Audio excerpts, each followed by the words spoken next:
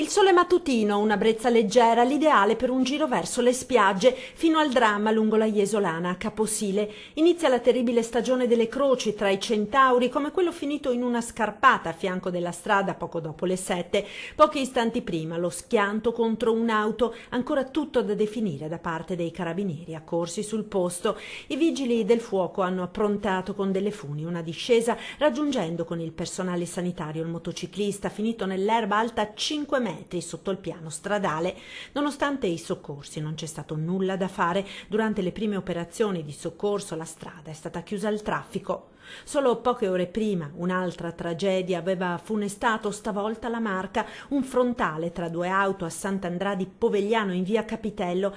A perdere la vita una 66enne, feriti gravi il marito, 68enne della donna, e i due giovani occupanti, l'altra vettura una coppia di ventenni.